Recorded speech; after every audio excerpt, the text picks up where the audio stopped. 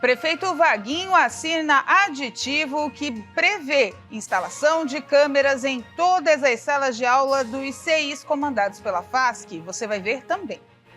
Anvisa aprova novo medicamento que pode auxiliar no tratamento de diabetes no país. Americanos, canadenses e australianos voltam a ter exigido visto para entrar no país.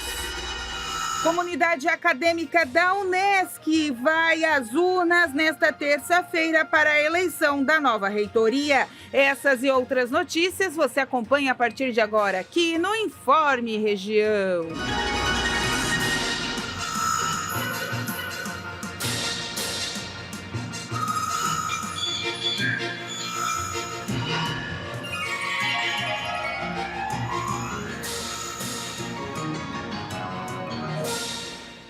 Olá, estamos chegando com mais uma edição do Informe Região nessa segunda-feira, 10 de março de 2025. Até que enfim, né, gente? Ela chegou, a frente fria, isso mesmo, derrubou as temperaturas ontem, o pessoal aproveitou chuva, infelizmente algumas regiões tiveram problemas de alagamentos, de áreas aí afetadas com a chuva, mas a frente fria chegou e ela vai continuar ao longo da semana, as temperaturas vão ficar em menos de 30 graus a semana inteira. Quinta-feira deve ser o dia mais maluco aí de tempo e temperatura, porque vai chover, vai fazer sol, vai abrir calor, enfim, quinta-feira vai começar com a temperatura muito baixa, então já vai se preparando. Mas para quem não aguentava mais aquela onda de calor, agora as temperaturas já ficam assim, já dando o clima do outono que está chegando. Já já a gente completa a previsão do tempo para você. E olha só, o IBGE anunciou que o PIB do Brasil cresceu 3,4% no ano passado. O resultado foi muito comemorado pelo governo. O Produto Interno Bruto do Brasil cresceu 3,4% em 2024. Segundo o IBGE, em termos nominais, totalizou 11 trilhões e 700 bilhões de reais no ano. O crescimento foi mais forte do que o observado em 2023, quando a atividade do país cresceu 3,2%. Apesar do crescimento, o resultado veio abaixo das estimativas do mercado financeiro, que projetava uma alta maior, de 4,1% no ano. No último trimestre do ano, o PIB brasileiro teve uma leve alta de 0,2%, um pouco abaixo dos números observados nos outros trimestres do ano.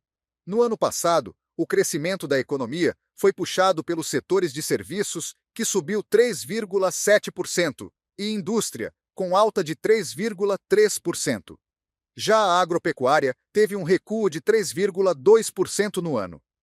E depois desse anúncio, né, do crescimento, as pesquisas mostraram que a população é que não tem sentido nada de crescimento da economia. Pelo contrário, tem sentido no bolso, que não está sobrando nada de dinheiro para as pessoas e depois aí pagar contas básicas fica mais complicado. A economia brasileira cresceu em 2024, mas devido à inflação, a população não sente que algo tenha mudado. Isso porque o salário está apertado para comprar o básico. De acordo com a pesquisa de orçamentos familiares, do IBGE, a renda disponível para as famílias depois de pagar pelo básico diminuiu. Passou de 42,4% em dezembro de 2023 para 41,9% em dezembro de 2024. O gasto com itens básicos no dia a dia compromete quase 80% da renda da população das classes D e I. O principal motivo dessa perda de poder aquisitivo é o aumento nos preços dos alimentos. No ano de 2024, o Índice Nacional de Preços ao Consumidor Amplo, o IPCA, indicador oficial da inflação do país, cresceu 4,83%. Os dados apontaram que, de 2020 até 2024, o preço dos alimentos subiu em 55%, enquanto o IPCA avançou 33%. E mesmo com o crescimento do PIB e a geração de novos empregos, especialistas percebem que ainda é difícil ter uma boa qualidade de vida por conta do aumento do custo de vida, e que fatores climáticos e a alta do dólar estão ligados diretamente, a esse aumento nos preços, o que gera consequências para o bolso do brasileiro. Gente, a gente tem que voltar para o caderninho, fazer conta ali, ó, mês a mês, para ver o que pode pagar, receita versus despesas, porque não está dando mais para não controlar. E olha só, mudando um pouquinho de assunto, em parceria com a Receita Federal, o Banco Central anunciou uma alteração no uso de chaves Pix, como forma de regulamentar a modalidade financeira para aprimorar os mecanismos de segurança da ferramenta de pagamentos instantâneos. A partir de abril, novas regras entram em vigor em relação ao Pix para combater possíveis fraudes e reforçar a segurança do consumidor. O presidente do Banco Central, Gabriel Galípolo, anunciou que novas medidas devem proteger o usuário de cair em golpes e fraudes, e com isso, enfraquecer o crime organizado. Uma das principais alterações será a exclusão de chaves Pix ligadas a CPFs e CNPJs irregulares na Receita Federal. Segundo Galípolo, isso impedirá que golpistas vinculem nomes de empresas conhecidas a documentos falsos para enganar usuários. Sabe quando você recebe um SMS ou um WhatsApp para fazer um pagamento para uma empresa, mas percebe que o nome da empresa está escrito errado ou de uma forma diferente? Provavelmente é um golpista usando um CNPJ ou um CPF qualquer para tentar se passar por um prestador que você conhece. O nome que aparece na chave Pix precisará então estar vinculado a um CPF ou um CNPJ real. O objetivo dessa atualização é aumentar a segurança do Pix, proteger você de golpistas e combater o crime organizado. Cerca de 8 milhões de chaves Pix estão com alguma irregularidade na base de dados da Receita Federal relativa ao cadastro de pessoas físicas do titular e, por isso, podem ser suspensas. As principais irregularidades no documento são por conta de grafia errada ou de morte de pessoas físicas que faleceram, e as chaves Pix não foram deletadas pelas instituições financeiras. Segundo o Banco Central, atualmente há mais de 830 milhões de chaves Pix cadastradas, sendo 796 milhões relativas a pessoas físicas e 39 milhões de empresas. Gente, é que a gente sempre fala, né? Cuidado com os golpes, grafia escrita errada, essa coisa. Agora, pelo menos, o Banco Central está tentando dar uma organizada para ter menos golpes na praça. E só um adendo, a Receita Federal ainda não divulgou oficialmente, mas deve fazer isso entre amanhã e quarta-feira, a data de restituição, a data de realização da entrega do Imposto de Renda ano base 2024, ano 2025, deve ser entre 17 de março, ou seja, na próxima semana, e 30 de maio. Então, você que já pegou o seu informe de rendimentos com a empresa, que teve que ser entregue até o último dia 28 de fevereiro, já organiza a sua documentação para fazer essa declaração bem certinho, embora, né, esse ano está bem fácil, a gente vai explicar e vai falar bastante para você aqui ao longo da nossa programação. A seguir, primeira rodada de liberação do saque especial das contas do FGTS termina hoje.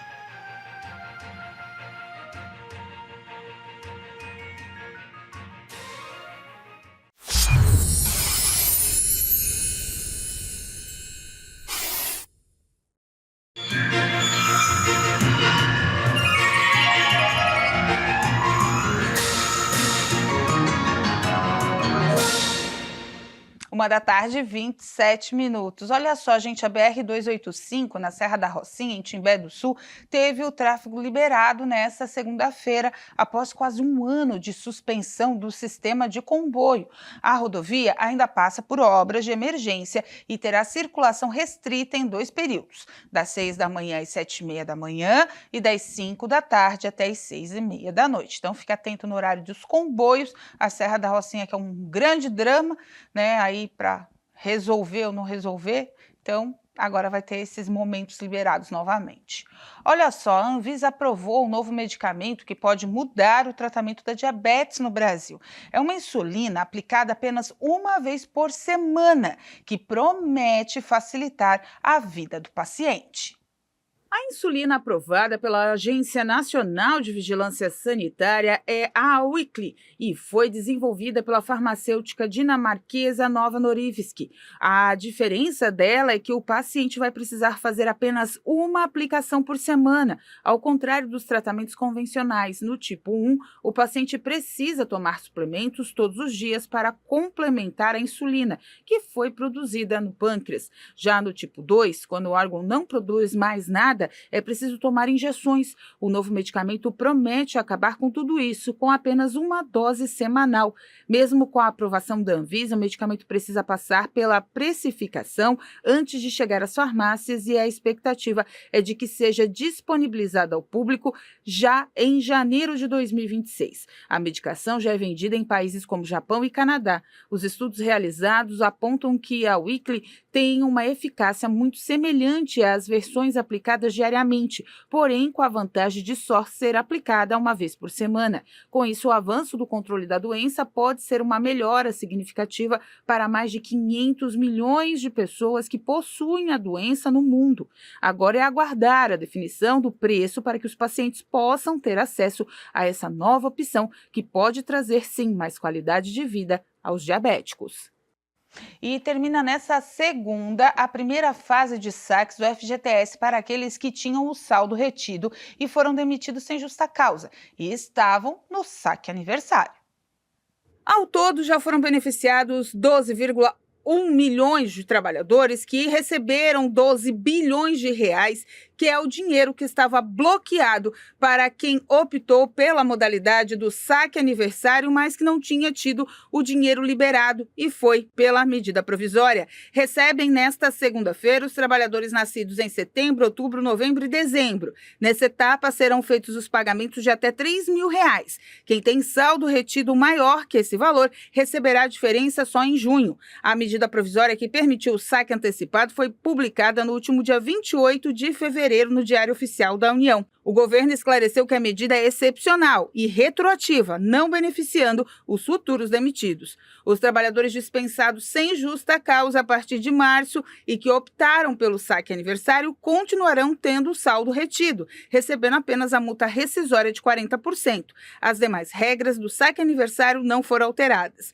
O dinheiro será pago pela Caixa Econômica Federal em 2 etapas, uma que encerra hoje em março e outra em junho. Quem cadastrou a conta bancária no aplicativo do FGTS, cerca de 85% do público-alvo receberá independentemente do mês de nascimento. E olha só, gente, os cidadãos dos Estados Unidos, Canadá e Austrália que voltarão a ter que apresentar o visto de entrada ao chegar no Brasil a partir do dia 10 de abril. O Ministério das Relações Exteriores quer adotar o princípio da reciprocidade que equipara o tratamento dado aos brasileiros aos estrangeiros. O visto para turistas de 3 países será eletrônico e não haverá necessidade de vistos ao consulado brasileiro. A entrevista ou entrega do passaporte para fixação de vistos nas páginas do documento. O processo será totalmente eletrônico e, caso aprovado, o visto será enviado por e-mail ao turista. Será preciso pagar uma taxa de $80,90 para a emissão de cada visto eletrônico. Os brasileiros, o preço é maior. O custo para a emissão de um visto de turismo para os Estados Unidos, por exemplo, é mais que o dobro, custando $185. A isenção dos vistos para passaportes dos Estados Unidos, Canadá, Austrália e Japão foi adotada em 2019 no governo Jair Bolsonaro. Nos últimos meses, o Itamaraty negociou o tema com 4 países, evoluindo as conversas apenas com o Japão, que anunciou a isenção dos vistos para brasileiros. E por isso, japoneses seguirão com o benefício em viagens ao Brasil. Com os Estados Unidos, Canadá e Austrália, no entanto, as tratativas para isenção de vistos ao passaporte brasileiro não avançaram e, por isso, o Ministério das Relações Exteriores voltará a adotar o princípio da reciprocidade, que equipara aos estrangeiros o tratamento dado aos brasileiros. E a instabilidade vai tomar conta do estado essa semana. Vamos conferir agora a previsão do tempo. Terça-feira, o dia amanhece com 17 graus, chegando aos 28. Sol com algumas nuvens pela manhã e à tarde chove. A chuva não para durante a noite. Quarta-feira, o dia amanhece com 20 graus, chegando aos 25. Chuvoso durante o dia. À noite, pode chuviscar e o céu ainda ficar nublado.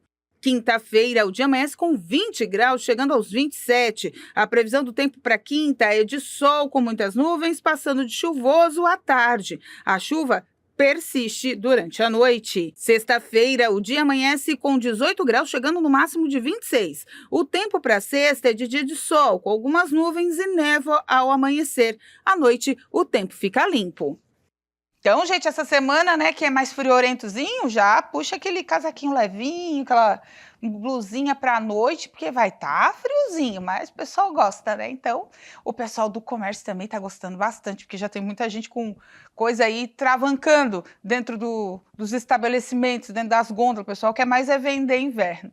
A seguir, prefeito anuncia a instalação de câmeras de monitoramento nos CIs da FASC em Criciúma.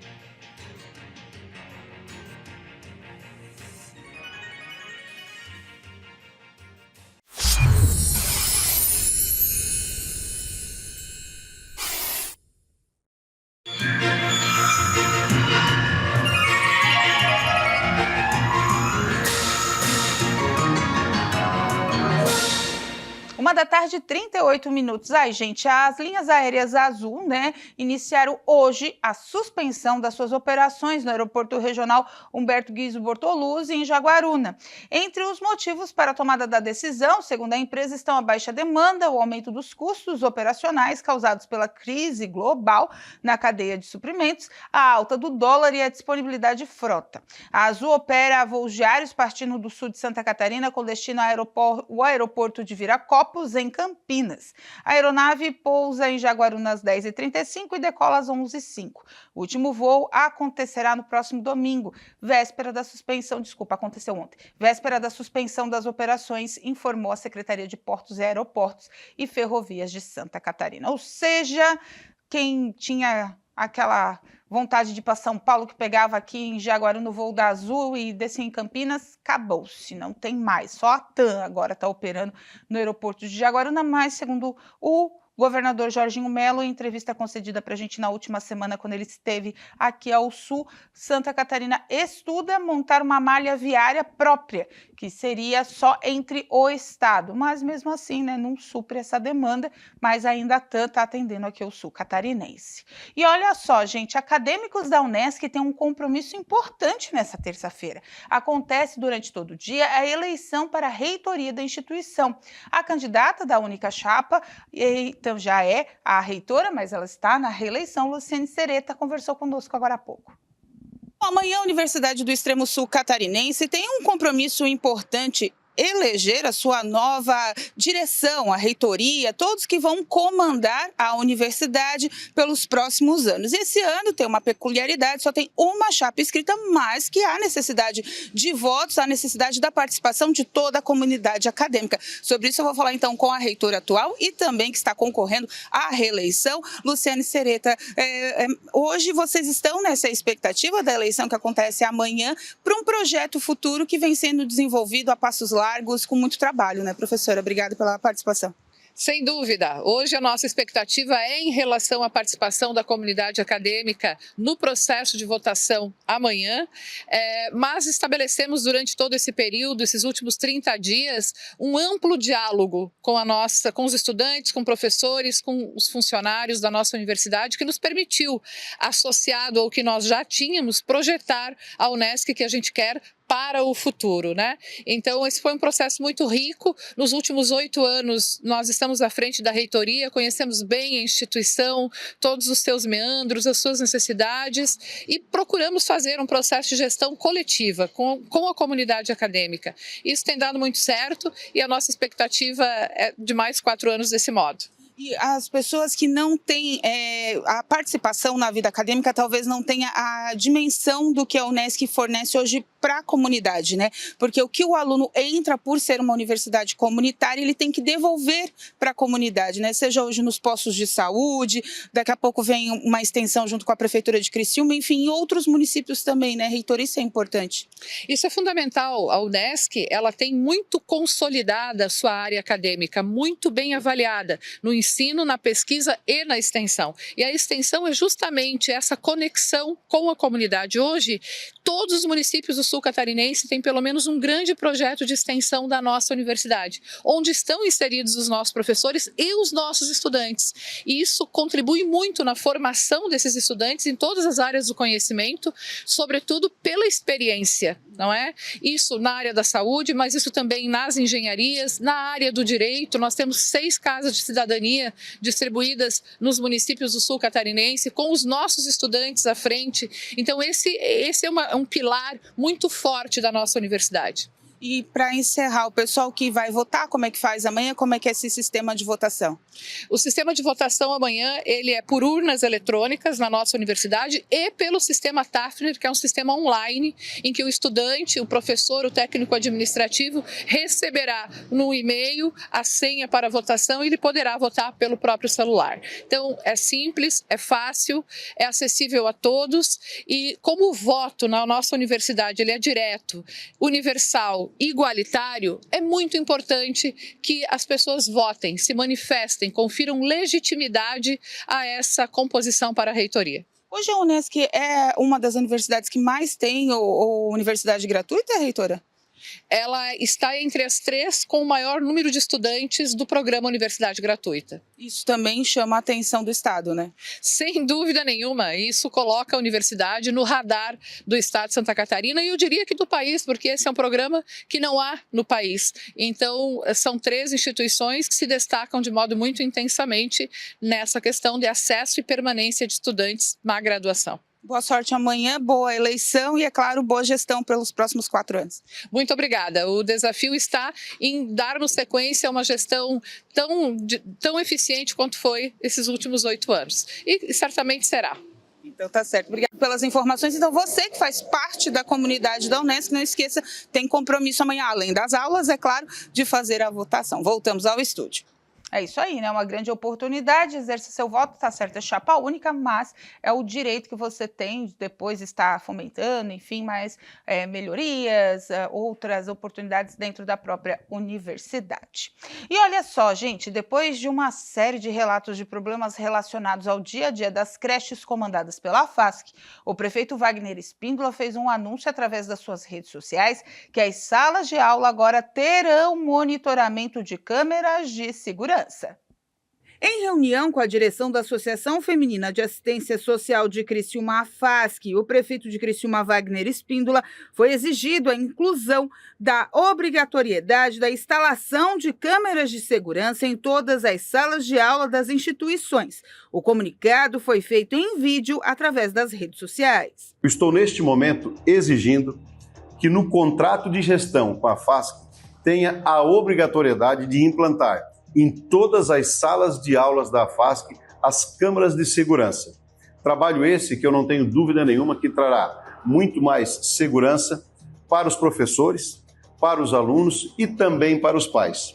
Nós tivemos aí alguns ocorridos durante esse ano e essa é uma medida que eu julgo importante, que vai trazer também tranquilidade, um pouco mais de segurança e, com certeza, o compromisso de cada vez continuarmos melhorando e primando pela educação infantil, nosso tesouro maior que são as nossas crianças. A medida obriga a implantação de câmeras de monitoramento em todas as 278 salas de aulas dos Centros de Educação Infantil, os CEIs, comandados pela FASC. E isso tudo para maior tranquilidade e segurança de alunos, pais e professores.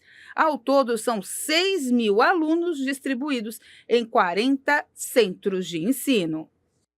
Então, gente, essa medida vai viabilizar maior controle dos pais, professores, enfim, todo mundo nessas salas de aula. A gente viu semana passada, relatamos aqui a situação da criança que foi esquecida ou a criança fugiu, enfim, de dentro da creche, ficou no pátio, num sol de 40 e tantos graus. Teve a questão semana passada também que veio à tona de uma criança com 7 mordidas pelo corpo. Já teve ano passado queimadura no pé, o outro bolha não sei aonde, e aí vai e bullying, professora sacudindo e denúncia. Não é só contra os profissionais, gente. Ninguém está contra professor, ninguém está contra diretor. É segurança para todo mundo. Se tem a câmera, o profissional bom vai estar... Eu tenho câmera na minha sala. A gente tem câmera em tudo quanto é canto. Você vai numa farmácia, tem câmera. Você vai numa padaria, tem câmera. Por que não dentro da sala de aula? Então, já que os professores também reclamam da demanda, vai ser avistado que realmente não dá 2 professores, um num período da manhã, outro para 30, 40 crianças, 25 que seja. Então, tudo isso acaba sendo visto de outra forma. Então, aquele profissional que vai e que não dá muita atenção, ou aquele que dá atenção demais, enfim, tudo isso é visto.